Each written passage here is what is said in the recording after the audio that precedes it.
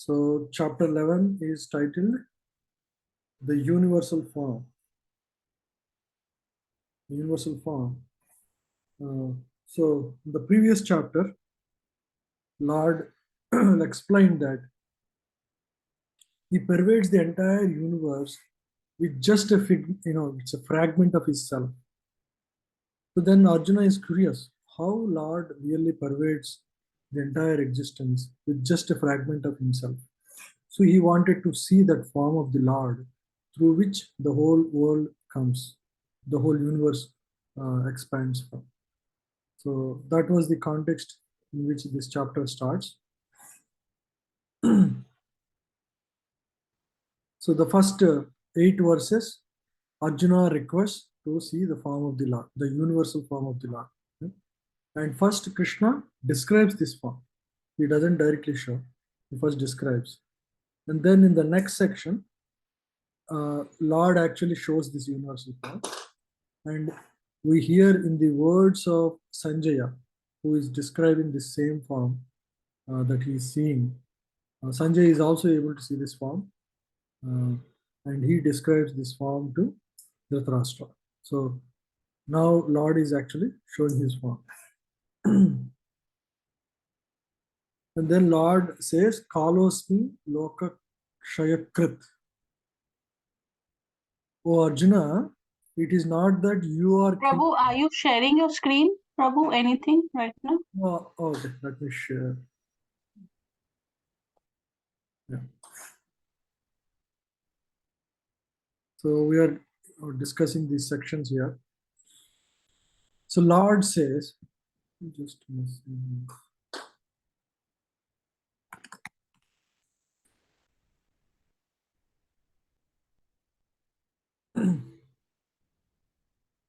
Yeah.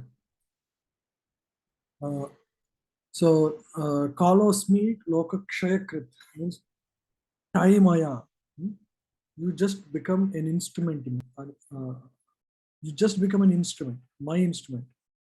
I am actually killing, I am doing the job of all the, killing. And I have already killed. It's not that you are killing now.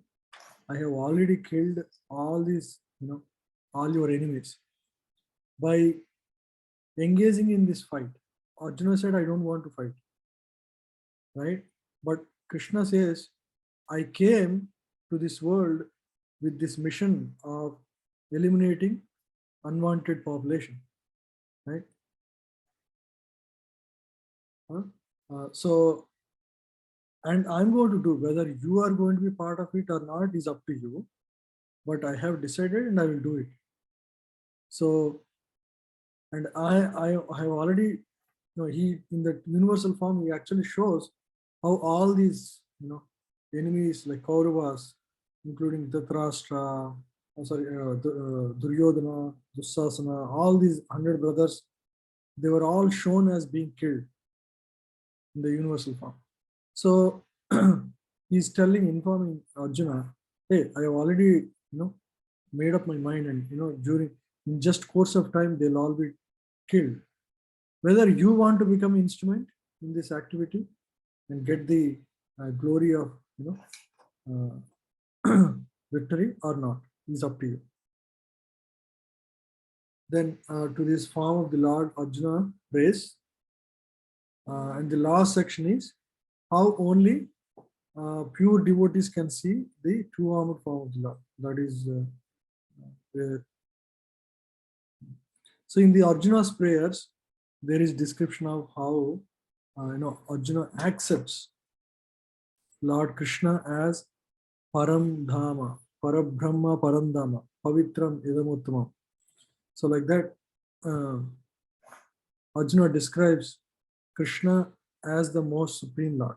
And he says, not only me, not only that I accept this form, but everybody, including great sages like Vyasa, Asita, Devala, all these great sages also accept you as that original supreme Lord. So in that way, Arjuna offers his prayers, and then the final section comes. Yeah, we have just last 3 verses left. Just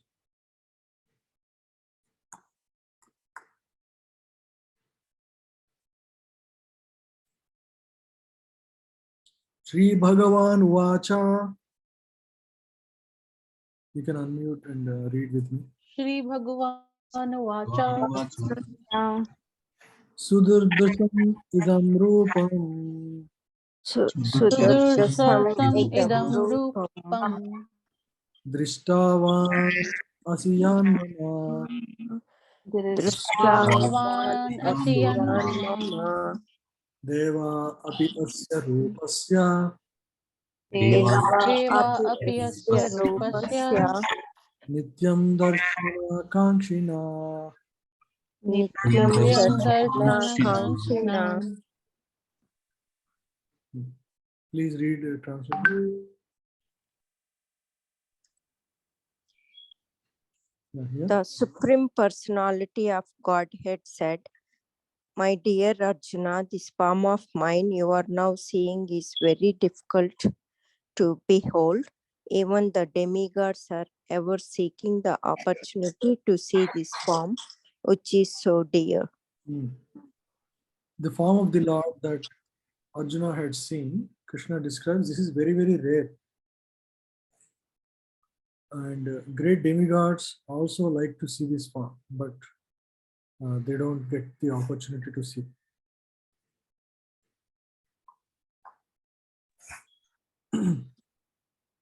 The word Sudurdasham is used, indicating that Krishna's two-handed form is still more confidential. One may be able to see the universal form of Krishna by adding a little tinge of devotion service to various activities like penances, Vedic study, and philosophical speculation. It may be possible, but without a tinge of bhakti, one cannot see. Still beyond the universal form, the form of Krishna with two hands is still more difficult to see. So it's very difficult to see the universal form, but more difficult than that is the two-handed form of Krishna, right? So it's even more difficult to see. The reason is it is only available for pure devotees of the Lord. Only pure devotees of the Lord can see the two-handed form. Even for demigods like Brahma and Lord Shiva, Lord is not available to be seen in this form.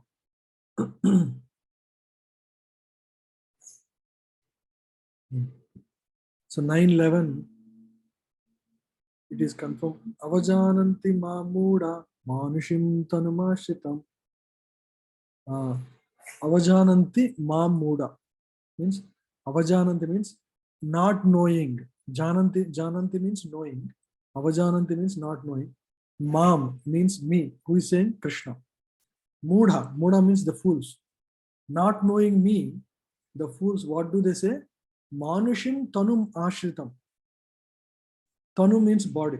Ashritam means taking shelter. So, not knowing Krishna, who that personality is, the foolish people think Krishna had taken the body of Manushya.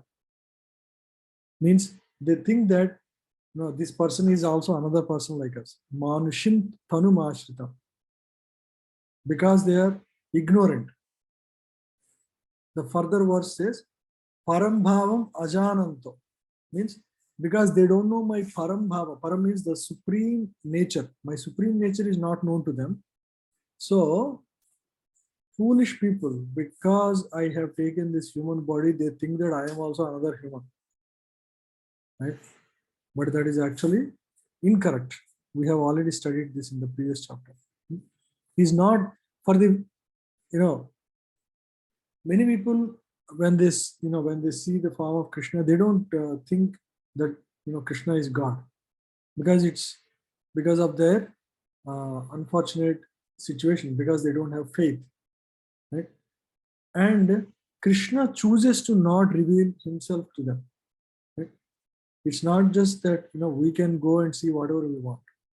God also should actually accept to see us. So he is not visible to the foolish persons who deride him. is not visible to the foolish person who derived it. Krishna's body, as confirmed by Brahma Samhita and confirmed by Krishna himself in Bhagavad Gita, is completely spiritual and full of bliss and eternality.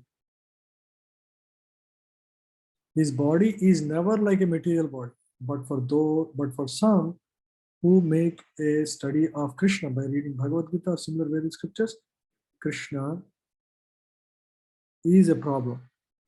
For one, using a material process, Krishna is considered to be a great historical personality. So everybody understands Krishna differently. Somebody who follows material process, they think, oh, Krishna is just another great historical personality. Some think that he is a philosopher, right? Some think he's an ordinary man. Everybody has their own way of seeing Krishna based on who they are, right? Huh? And even though he is so powerful, he had to accept a material body. Sometimes people think, oh, even though he's a great person, he also has only a body like us. Right?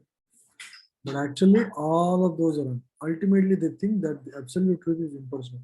Therefore, they think that the form of the impersonal feature he assumed, from his impersonal feature, he assumed a personal feature attached to the material nature. This is a materialistic calculation of the supreme law. Another calculation is speculative. So in this way, like different people think, different ways about Krishna. Don't be surprised because you have full faith in Krishna's supremacy. Everybody around you, accept the same way. Even though sometimes they study Bhagavad Gita, they still do not come to the right conclusion. Yeah. So, but the transcendental process is described in Bhagavad Gita. So, when we take to the transcendental process, then Krishna will reveal. So, Krishna will choose to give us the understanding, right? It's not we can achieve by our efforts. It's only by mercy of God we can actually see the form of God, or achieve His mercy. So, the bhakti process is different. It's not something we get by our efforts. It is something that is given to us. We progress in spiritual life through the mercy and blessings, right? So in general, in material world, how do people, get ahead in life, or by their own efforts? They think that it's all by my effort, or maybe sometimes they think it's a stroke of luck, right? But bhakti is not like, one has to do endeavor, but one has to please either the Lord or his pure devotees. That is how one gets bhakti. That is why we take, especially very advanced devotees very, very seriously. We carefully try to please them with our actions whenever we have the opportunity to be with them or serve them. Because when they are pleased, Krishna is pleased. When Krishna is pleased, we get the blessings of Krishna. So, yeah. So many people complain that how do you know? Can you show me that Krishna is God? With that kind of approach, if one approaches Lord with a condescending or questioning or faithless approach, they will never get the they will never get Lord being revealed, because Lord chooses to not reveal himself to people who are faithless. It is his choice, right? Just like everybody has choice, Lord chooses to not reveal, because there is no point in revealing to a person who doesn't have, who doesn't have, or who doesn't see the value in the form of the Lord, right? But when one is devoted, one has faith, one depends on Lord, then he's kind enough to actually reveal himself, right? So one has to act in his life in a way that he pleases the Lord. Then Lord reveals his form. Right? So the conclusion is that although to see the form of to see the universal form of Krishna is very, very difficult and not possible for anyone and everyone, it is still more difficult to understand his personal form as Shamasundara, right? It's far more difficult because one has to please the Lord, right?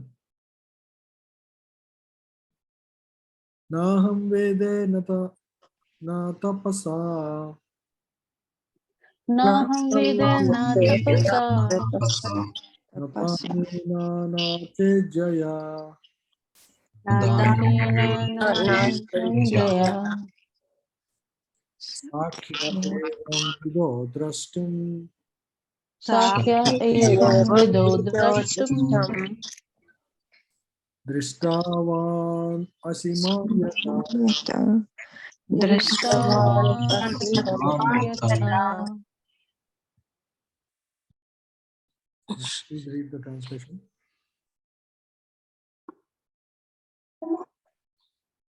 The The form form you you are are seeing, uh, good, Mother. thank you. The form you are seeing with your transcendental eyes cannot be understood simply by studying the Vedas, nor by undergoing serious penances, nor by charity, nor by worship. It is not by these means that one can see me as I am. Exactly like what we discussed in, right? The form that you are seeing, the universal form you are seeing with your transcendental eyes, cannot be understood simply by just by studying Vedas. You cannot understand, right? By performing various penances, doing austerities, all those things one cannot see. Can you then can you see this form by charity? No. If I am doing some worship, mechanical worship, a lot of people just do worship. They may not really have devotional attitude, right? Worship can be mechanical also. So if one does any of this, that doesn't guarantee that they can see the form of the Lord. Okay? Because ultimately Krishna has to be pleased. Right? Then he chooses to reveal himself. Continue. Krishna first appeared before his parents Devaki and Vasudeva in a four-handed form, and then he transformed himself into the two-handed form. This mystery is very difficult to understand for those who are atheists or who are devoid of devotional service. For scholars who have simply studied Vedic literature by way of grammatical knowledge or mere academic qualifications, Krishna is not possible to understand, nor he is to be understood by persons who officially go to the temple to offer worship. They make their visit, but they cannot understand Krishna as he is. Krishna can be understood only through the path of devotional service, as explained by Krishna himself in the next verse. Now Krishna will reveal how he can be understood. Let's read the next verse. So a lot of us also went to Krishna temples before, but do we really have the understanding of who is Krishna? Not really. As much as we know now, no, not really. So let's read how one can understand Krishna and how one can achieve Krishna. Bhaktya tva ananyaya sakya.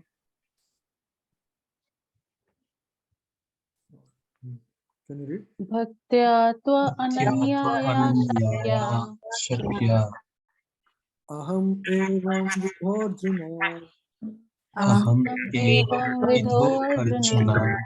Jnatum drashtum cha tatvena Jnatum drashtum cha tatvena. tatvena praveshtum cha param tapa.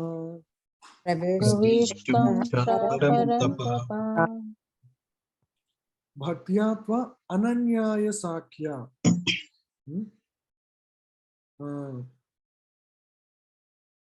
Bhaktya means by devotion service. Only by performing devotion service. Tva, Ananyaya means which doesn't mix with anything else. Right? Ananyaya means there is no other upaya, right? No other method like fruitive activities or by jnana, knowledge seeking. Huh? So except bhakti by through other no other means. Huh? What does Krishna say? Aham evam vidhorjuna. I cannot be known. Right? Jnatum drashtum cha tattvena praveshtum cha param tapa. Right? If you want to understand me, I can be understood as I am standing before you and can thus be seen directly only by undivided devotion service. Bhakti without mixing with ananyaya sakya means without mixing with anything else. If you perform pure devotion service without mixing with seeking karma, seeking jnana, all those are fruitive. Fruitive means fruitive activities means bhakti mixed with fruitive activities means I do bhakti, but I want a better job. I want a better this, better that. Seeking something from God all the time. If you have some kind of that kind of an attitude where you always have something that you're asking from God. Ideally, one should perform bhakti, but only to please God. That is the attitude of advanced pure devotee. Means I am His servant. I am here to serve Him. I am not expecting anything from Him. That is the ideal attitude. But of course, if somebody has challenges that are preventing him from performing devotion service, whatever it may be, right? If that is the case, then yes, that is okay to at least help them so that they can focus on bhakti. But otherwise, one should try to avoid seeking, like performing bhakti just for the sake of material gains. Right? So whenever one performs bhaktyatva ananyaya sakya without mixing with anything else, right? Aham eva vidorjuna. They can see me as I am. Natum drashtum cha tattvena praveshtum cha param tapa. Right? Only by such undivided bhakti one can understand me. Right? Can you read now the translation? My dear Arjuna, only by undivided devotional service can I be understood as I am, standing before you, and can thus be seen directly. Only in this way can you enter into the mysteries of my understanding. If you want to understand Krishna, God, you can only do that when you perform undivided devotion service without any material motivation. I want to gain that, I want to gain this. No. Right? Then you can see Lord Himself directly. Prabhuji, like for example, if a person is suffering from something like some health problem, like for example, if he has a knee problem or something, so how should the mindset of that person should be like? Should he pray to God to cure whatever that knee pain or something, or should he think that maybe in my past life I have done something some bad thing maybe, so the this is the karma which I'm now suffering for that. So should he think in that way, or should he think that okay, I will pray to God to ask him to reduce this one? Suppose one of your kid got injured, right? He fell down and there is a patch on his knee. Does the kid need to ask you to take care of it, or you automatically take care of it? We take care of it automatically. And who is Krishna for us? He's the Father. Yeah. Does he know or not? Does he know what happens in our life? Yes, Prabhuji. Absolutely. He's in our heart, right? But still, we can explicitly express that this is causing some I know, oh Lord, you know that I have this problem. Sometimes still some people can ask so that it doesn't hinder their bhakti, right? So this problem doesn't become a problem for their bhakti. They still can ask, but otherwise, even if you don't ask, Lord will take care as necessary, and He does what is best for you in that situation. And absolutely, you're right. One gets into that situation only because of his past karma. Nothing happens out of thin air. Thin air, or nothing is random, right? Everybody gets only the juice that he is deserving. Meaning, he only goes through those situations which by his prarabdha karma presents him, right? Nobody gets, if I get slapped today for whatever reason, it is because of what I did in the past, right? It's never because it just randomly happened. It doesn't happen like that. So that is the right understanding, that it is, the problem came because of my own past activities. But oh Lord, because you already know my situation, but may this not become my hindrance to my devotion service towards you. If you pray like that, then there is no problem, right? That is how we recommend anybody to pray. You can pray about your problem, but only to help you so that you can get closer, so that you are not distracted by that, taking your attention away from Krishna because of that situation, right? Then he will definitely take care of you in that perspective way. That is called right attitude, right approach, because that is the right understanding also. Because Krishna knows, you don't need to tell. Right? Krishna, see why I got this. I am a good person. No, it doesn't. All of that is all, is all wrong. Because something happened means it's because of what you are due. And when that happens, you pray to him for recovery. It's meaningless because he already knows. Then how can you pray? You can always seek, to get closer to him. That is a right prayer, right? So you can always pray that, may this not become a hindrance for me to get towards you, right? So then Krishna will help you to get out of the situation faster.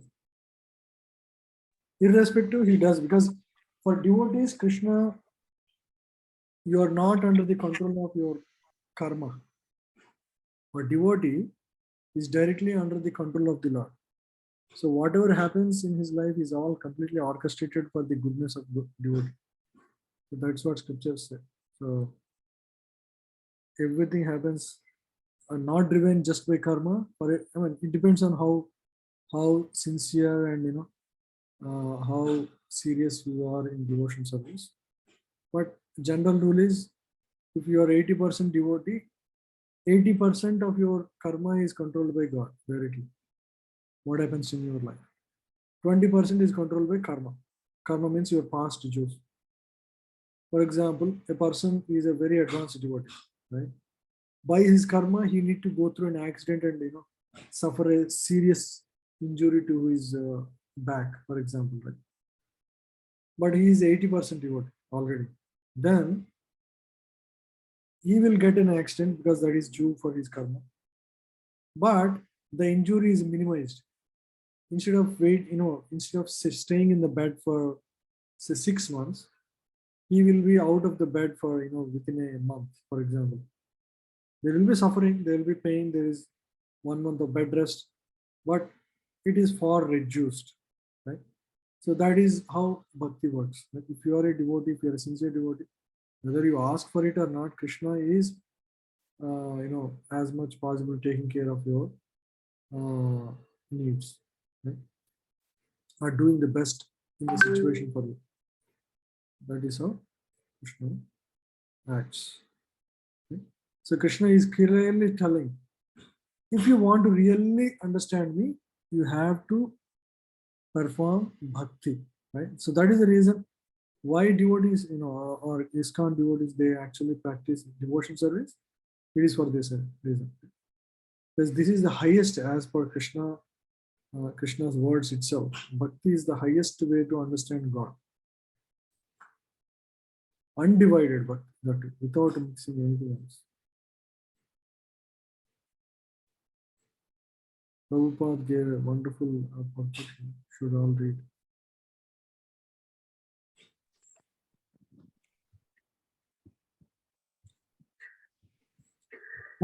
Karma krin mat paramo Matkarma krin mat paramo. bhakta sangavarjita Madbhakta sangavarjita. vira sarva bhuteshu Nirvaira sarvabhuteshu. samam eti pandava. Yasam eti pandava. Hmm. My dear Arjuna, he who engages in my pure devotional service, free from the contaminations of fruitive activities and mental speculation, he who works for me, who makes me the supreme goal of his life, and who is friendly to every living being, he certainly comes to me. Hmm. See the words chosen by Krishna, right? Mat karma krit. Mat karma krit means engaging in doing my work. Like for example, Arjuna is doing the work of Krishna. Right? Similarly, one who is engaged in preaching or studying Gita is all related to Krishna's work, right?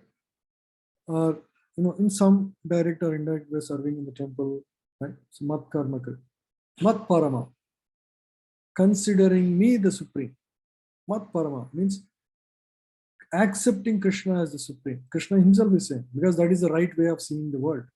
To accept Krishna as the supreme Lord is the right way of seeing this world. Otherwise, you accept somebody else as supreme, that is wrong, right? Mat parama, right? Mat bhakta, and engage in my devotion service. Mat karma krin, mat paramo, mat bhakta, sangavarjita. Sangavarjita means free from contamination of fruitive activities and mental speculation. Fruitive activities means doing activities for sense gratification. Means I do this, I go to movie for my enjoyment, like that.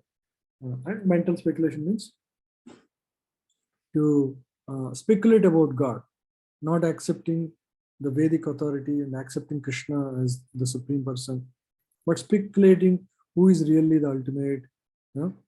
That's another jnana marg. Don't try by other means. Sangavarjita, nirvaira sarva bhuteshu. And who has no enemy means he doesn't have enemy. Others may have him as the enemy, but nirvaira, vaira, no vaira for him, right? No fights. He doesn't fight with anyone. Sarva bhuteshu, right? Among all the living entities, jahasas mam eti pandava. One who, accepts, one who acts in this way, right? Mat karma krin, mat parmo, mat bhakta, sangavarjita. For them, Lord can be achieved. Right? Please read the translation. Anyone who wants to approach the supreme of all the personalities of Godhead. Please read this first. Oh, this one? Okay. Translation. My dear Arjuna, he who engages in my pure devotional service, free from the contaminations of fruitive activities and mental speculation, he who works for me, who makes me the supreme goal of his life, and who is friendly to every living being, he certainly comes to me. So Krishna says, if one engages in pure devotional service, free from contamination of fruitive activities and mental speculation, and who works for me, makes me the supreme goal. So very clearly, it's all bhakti only. There is no other process Krishna recommends. And in fact, he makes sure, he says, don't be contaminated by, other fruitive activities and mental speculation. If one can do that, he certainly comes to me. It's an assurance from Lord, right? He certainly comes to me. Who can assure more than this? Right? So the process is all given. The summary of entire wisdom here is here in this verse. Perform pure devotion service. Do not, you know, act with, fruitive mind activities. Don't perform activities with fruitive mind. Do not speculate on God. Always try to keep your work surrounded, for the pleasure of God. And make Krishna as your goal of life. And be friendly with everyone. Do not fight, criticize anybody. If you do all of this, you will 100% come to me.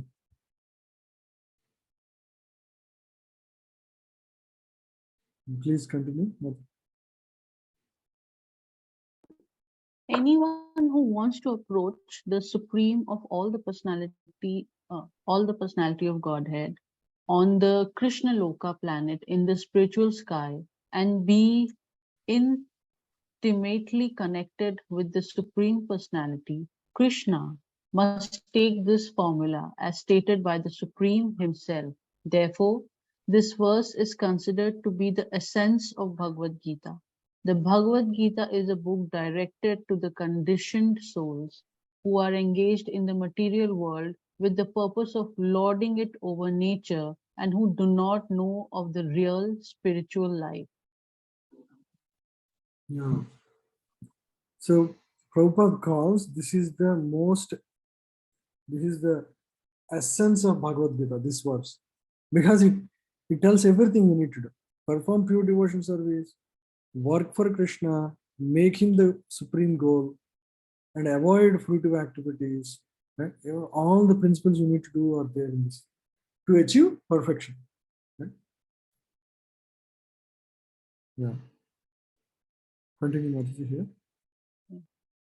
The Bhagavad Gita is meant to show how one can understand his spiritual existence and his eternal relationship with the supreme spiritual personality and to teach one how to go back home, back to Godhead.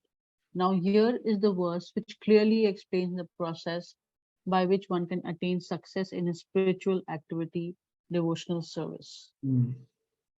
Very meaningfully presented. So this is a verse from Bhakti Rasamrita Sindhu or Nectar of Devotion. It's a Bhakti scripture, but it tells exactly the same principle in different words. Anyavilashita sunyam jnana karmadi anamritam anukulyena krishnanushiranam bhaktir uttama. So Anyabhilashita Sunyam. Anyabhilashita means Abhilasha means desires. Anya Abhilashita means taking away all other desires. Sunyam means zero, right? Sunyam. Anyabhilashita Sunyam means taking away all your other desires, including Jnana Karmadi Anavritam, including Jnana, Karma, like we discussed just now, the fruitive activities. Don't bhakti, that is Anavritam. Avrita means covered. Anavrita means uncovered, means not covered by jnana and karma. Anukulyena Krishna Anusilanam means favorable to Krishna. Whatever activities if you do, they should be favorable to Krishna. And that bhakti is considered highest bhakti, Uttama bhakti. Uttama bhakti means that devotee has no other desires. Anyabhilashita Sunyam. And his actions, and he's not a speculator about God. He doesn't perform fruitive activities, jnana karmadi anavritam, but he performs anukulyena krishnanusirana, means he performs devotion service in a very, very favorable way. Right? Such devotion service is considered the highest. It's called pure devotion service. When freed from such unwanted association, from contamination of material desires, one favorably cultivates knowledge of Krishna, that is called pure devotion service. Anukulyasya sankalpa, pratikulyasya varjanam. One should think of Krishna and act for Krishna favorably, not unfavorably. Yeah.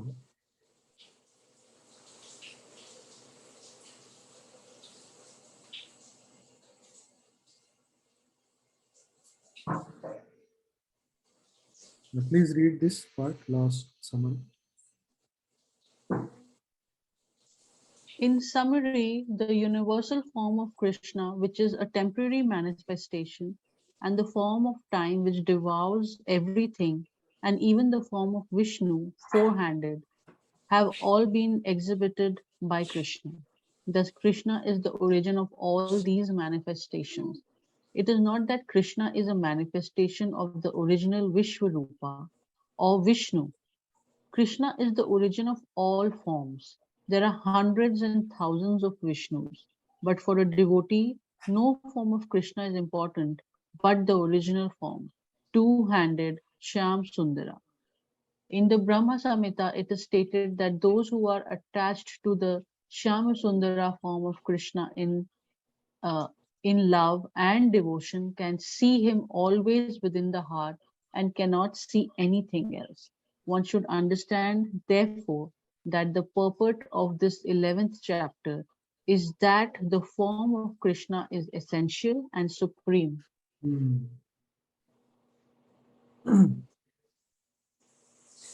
So the summary is that the form of Krishna is true and it's the highest, is the supreme and essential.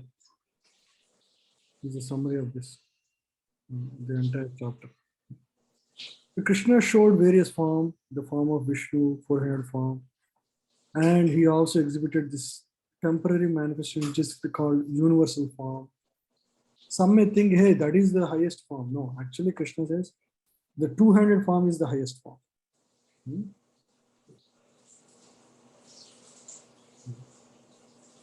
Okay, that ends the chapter 11.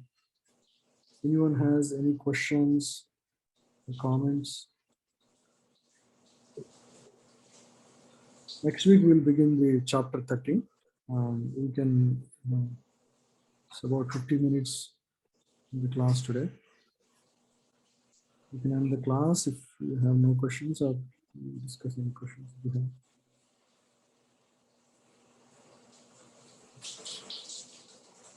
I have a question. Yes, Mataji. What is meant by Bhagavad Anubhuti and Bhagavad Vibhuti? Bhagavad Vibhuti? And Bhagavad Anubhuti. Anubhuti. Yeah. Oh, where did you read this, Mataji? Is it in This this? is chapter 4. Chapter 4. Bhagavad. Chapter 4? Yes. Prabhuji. Oh, okay. Which verse? Not remember verse. I could not remember verse. Oh, okay. Chapter 4 has this. Yeah. Vibhuti. Vibhuti means the energies of the Lord. Anubhuti is what I'm not very clear. Actually, I read in Telugu Oh, version. Yeah. oh, no. Okay, now I understood. Vibhuti is mentioned in Telugu, I remember. Yeah. So Vibhuti means the energies of the Lord. So Anubhuti means I know experience, but in Telugu, but I don't know exactly the context in which it was there in this chapter. How is the Telugu book? Are you able to? Yeah. I'm comfortable with Telugu version. So some versions of Bhagavad Gita, when they were translated from English, they were not, as easy to understand as the English version. So English version, Prabhupada words directly. Yeah, in Telugu also same Prabhupada. Yeah, it's the same Prabhupada words. But, sometimes the translator may not, write in the easiest language in that particular language, right? So some translator write it in a little more scholarly way, even the same words, but when they're expressed in the language, sometimes complexity of language can play some role. I know Telugu version was little more complicated than a lot of other versions, actually. I had English also. My daughter will read, but I will read Telugu. Like, okay, good. Yeah. Anything else? Anyone? Mothers, if you have the verse number, I want to know. Just send me the verse number. Yeah, I'll check it out. Sure. Anyone else? Anything? Yes. Otherwise, we'll end the class here. And Next. one more question. Yeah, sure, Mans. Go ahead. Yeah. When we are doing chanting, definitely we would like to concentrate on Hare Krishna, Hare Rama Hmm. words, right? Hmm. And Krishna is always there in our heart as Paramatma. Hmm. He knows I would like to concentrate. Hmm. But sometimes why, Prabhuji, we could not, because he is Rishikesa, he can, I mean, Yeah, but why mind goes away, right? Is that it? yeah, Hmm. yeah. Yeah. He can control senses as a Rishikesh, but at the same time, he is in my heart, everybody's heart. He knows. He knows he. So you are saying he is all He knowing. knows and he can control, Hmm. but our mind goes away. So there is no use of chanting, right? That There is use of chanting. It is a practice. It takes okay. takes time. See, what you are saying is Krishna is all powerful. Control. No, Yeah. he's all knowing. All knowing means he knows what is happening in our mind. Right? Yeah. Yes. He's all Yes. powerful. He can control our mind. Okay? Yes. And he is Yes. all merciful. God is all merciful. So why Yes. he's not controlling our mind? Right? Yes, exactly the question. So why again our mind goes away? Yeah, he knows. I would like to consider. I would. And So he is knows. my question wrong, Prabhuji? No. The question is not wrong. While we say, our heart is actually, my desire is to actually focus on Krishna. Unfortunately, our core desires are actually not fully aligned with what we say in our words or mind, right? So Mm, mind is still running after so many things. It wants to fulfill so many desires. mm, So Krishna says, mind is uncontrolled. Okay, yes. Abhyasa yoga yuktena. But by practice, one can control mind. It takes time. Just Mm, like, see, you want to become an expert cook.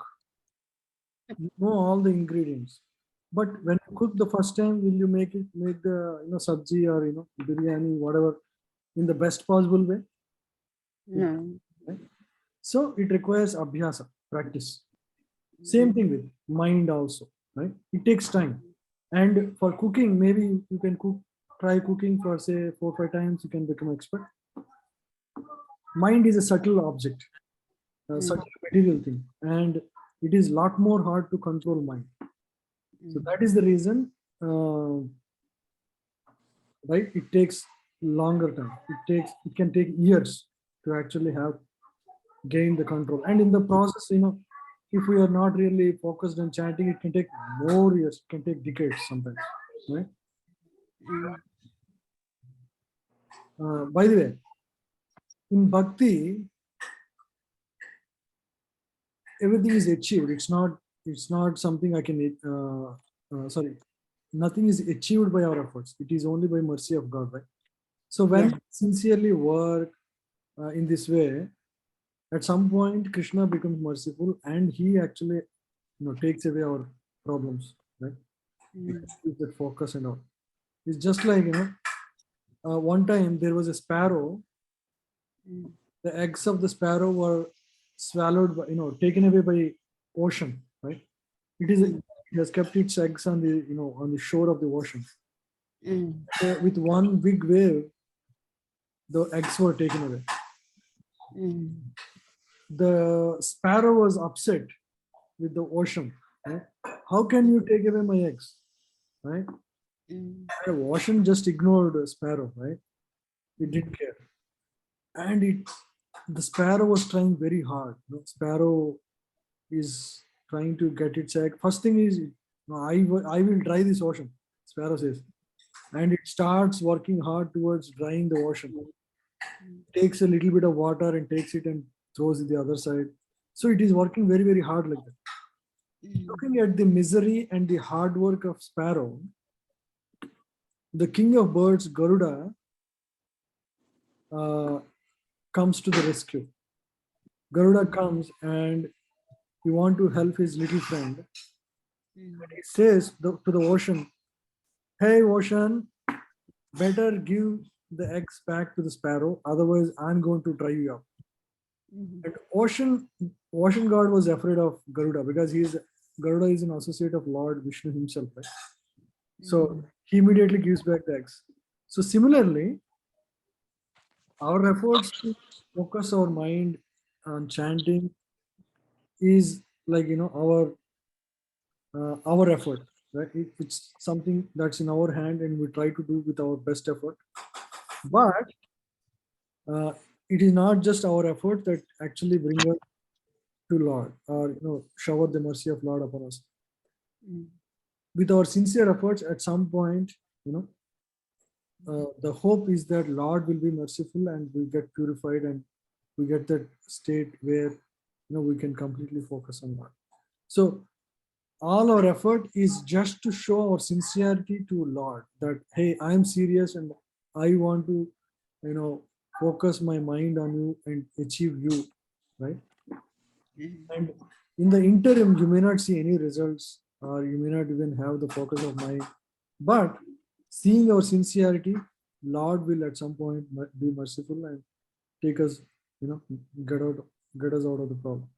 He's just still watching how far are we ready to, surrender our life to Him. So let's continue with our sincere efforts. And how do you know it works? Because it worked for so many people in the past.